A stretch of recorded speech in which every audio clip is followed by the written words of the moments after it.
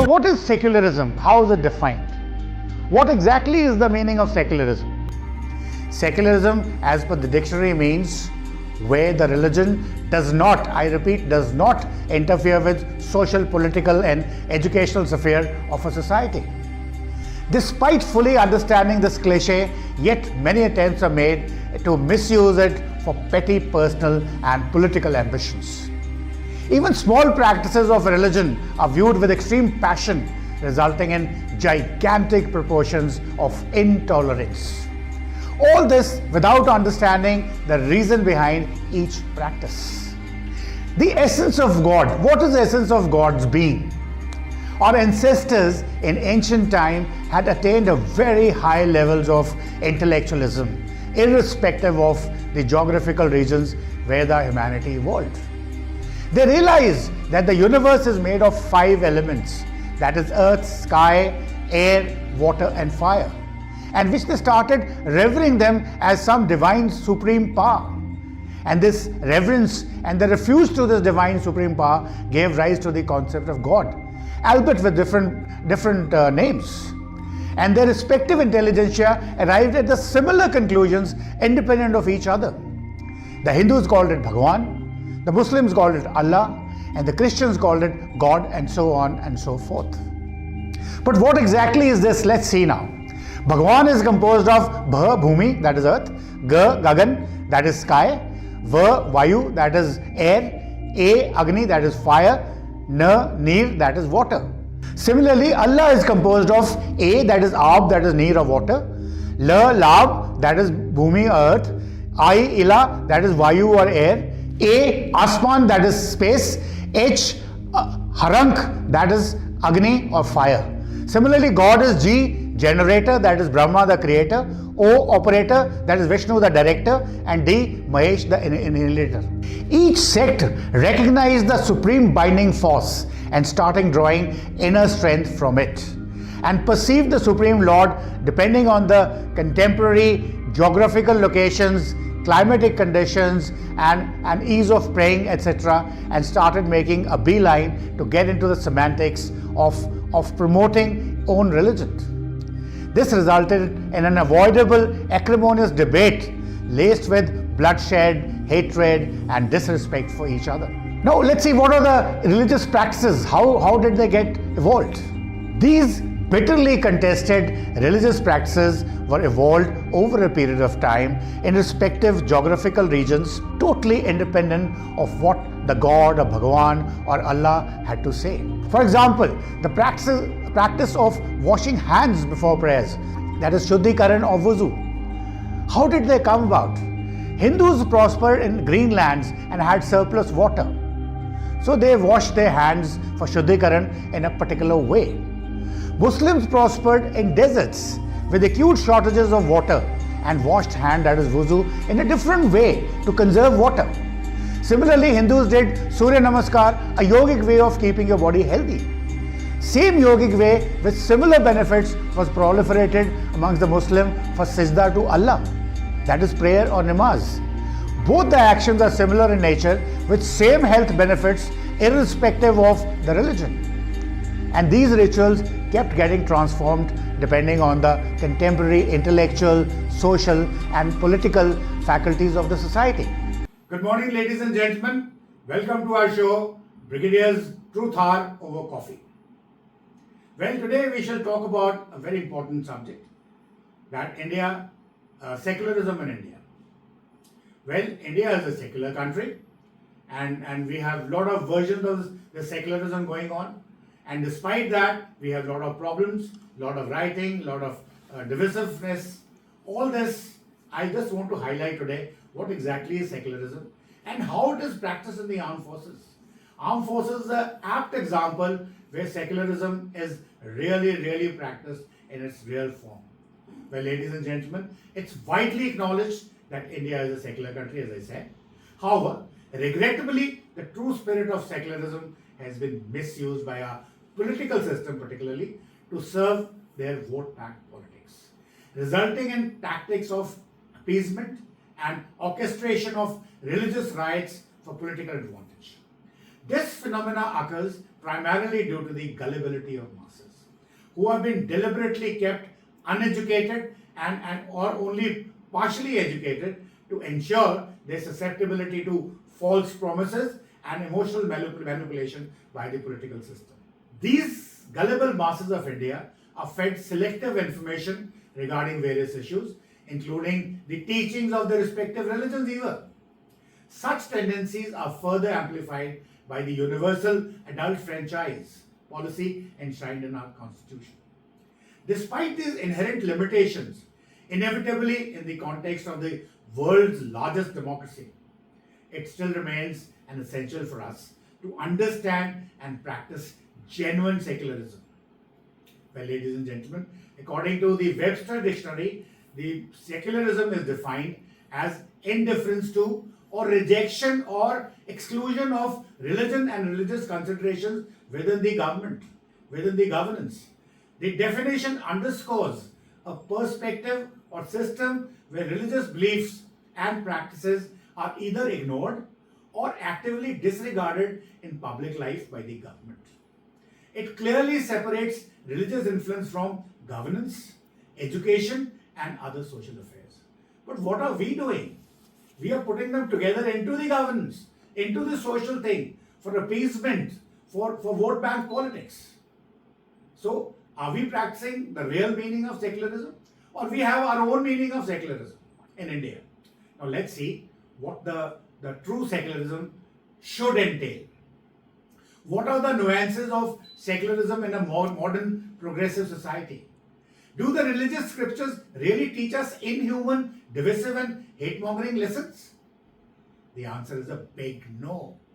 It is the self-styled guardians who, for their personal gains and retention of their religious leadership, used impropriety to misinterpret the teachings of our religious scriptures. Yes, ladies and gentlemen, that is a fact. How? Now I will prove it to you. Of course, in a very limited manner because I don't have time. For the paucity of time, I'll present a few examples. Now, what is secularism? How is it defined? And what exactly is the meaning of secularism? Despite fully understanding this cliche, yet many attempts are made to misuse it for petty personal and political ambitions.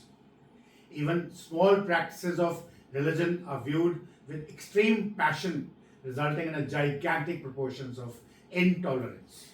All this without understanding the reason behind each practice. The essence of God. What is the essence of God's being? Our ancestors in ancient times had attained a very high level of intellectualism, irrespective of the geographical regions where the humanity evolved. That is, let's say, Hindus evolved in the Asian subcontinent, in Ganga Yamuna basin. Muslims evolved in the West Asia, or Christians in the Europe maybe. Well, they all realized that the universe is made of 5 elements. That is earth, sky, air, water, and fire.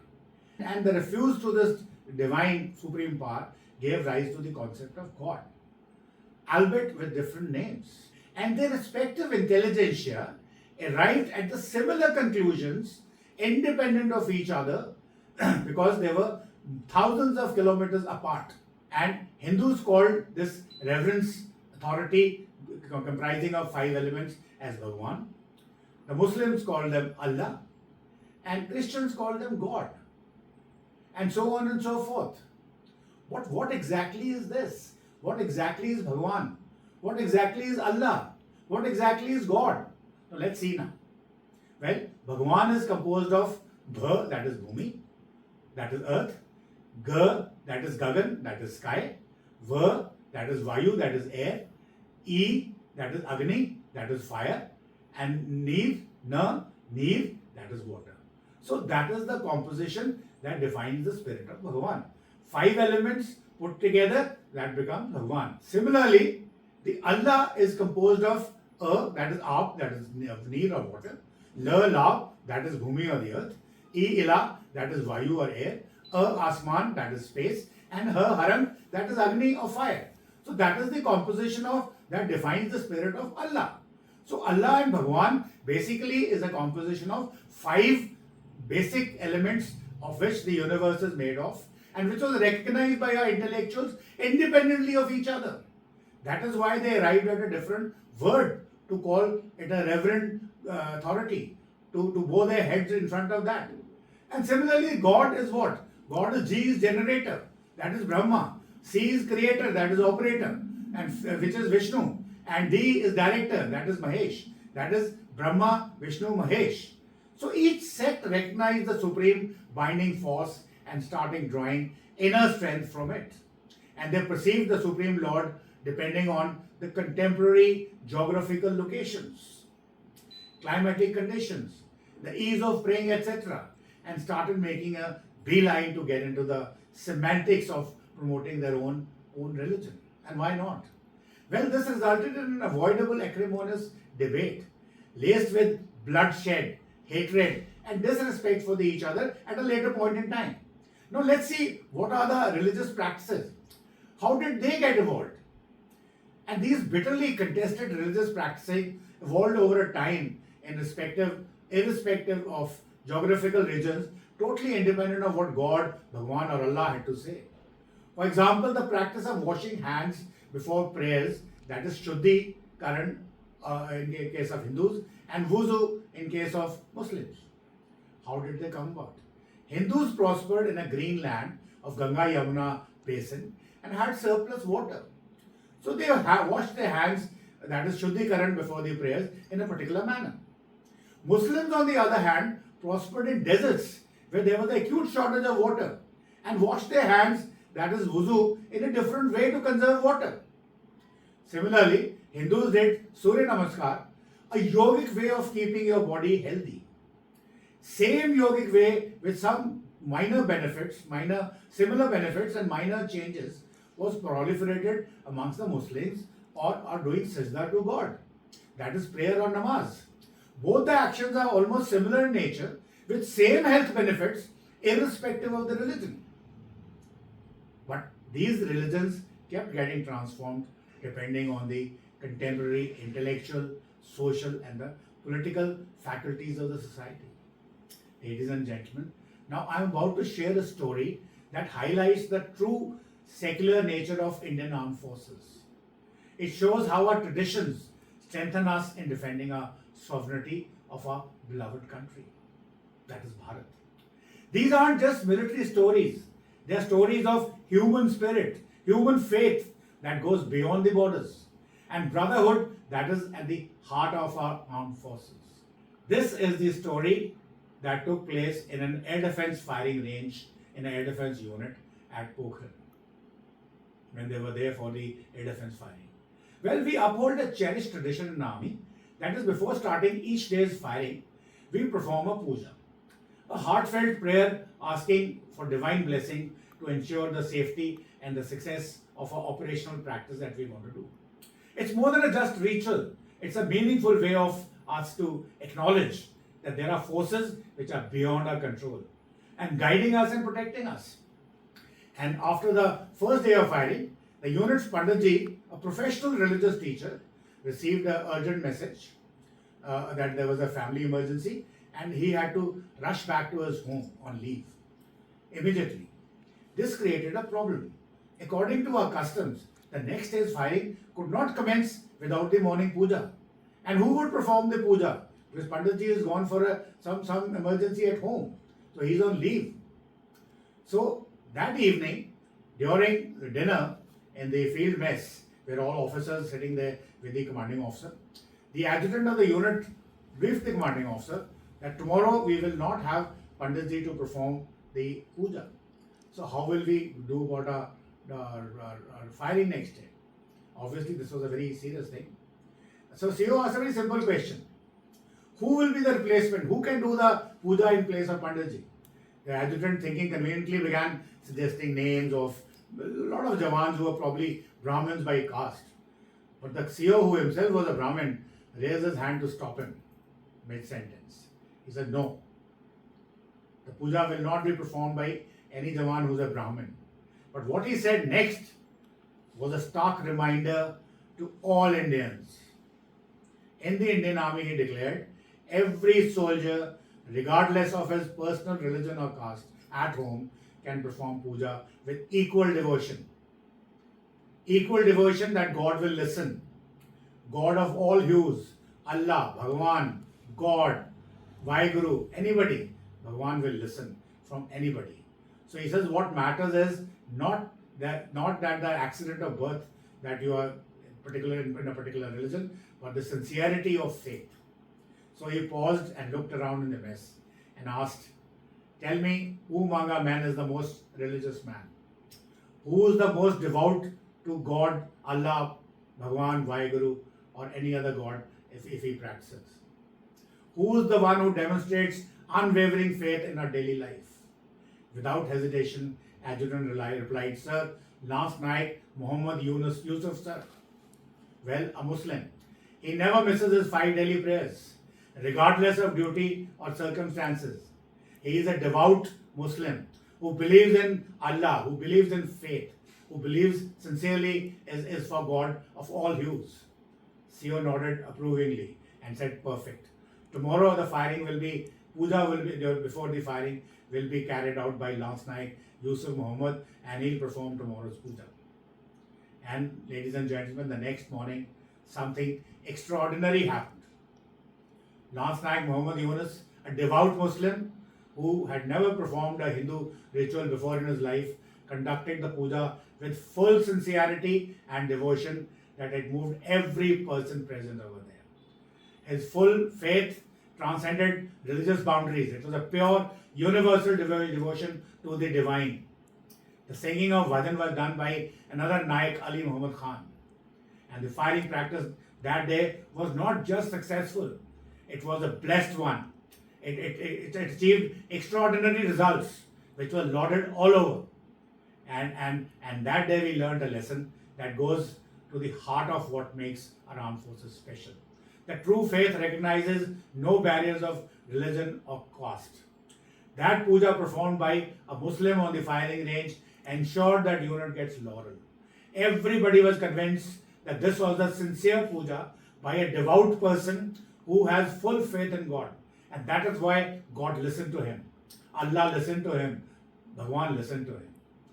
Well, ladies and gentlemen, later in my service, when I grew, I saw a Havan being performed on the raising day by a Christian commanding officer. Ardas in a Gurdwara being conducted by a Muslim soldier on Gurpurab Day. Namaz being attended by all ranks non-Muslims in a masjid on the occasion of Eid. And Christian mass attended by everyone in the unit. Well, ladies and gentlemen, this is not done just because of an order. It is a faith. It is the feeling of camaraderie, brotherhood amongst all the soldiers, irrespective of the ranks, whether they are ORs, JCOs or officers. They all want to be together at one place. And that is the tradition of all the unit of Indian Armed Forces, that we have one Dharam Sthal, a common to all possible religions in the unit, where everyone prays together at a particular time and all during for special religious functions as well. An officer who is the leader of the men is taught that religion of the men he commands is his religion, regardless of his own religious preferences by birth. He is also taught to respect, propagate and adhere to all kinds of religious inclination and practices of their men. So ladies and gentlemen, if you really want to see a real secularism, what better place than our glorious armed forces? So come over sometime and see all this happening with your own eyes. Secularism is safe in the armed forces. So ladies and gentlemen, Jai Hind, Jai Bharat, Jai Hind Ki Sena. Please like and subscribe.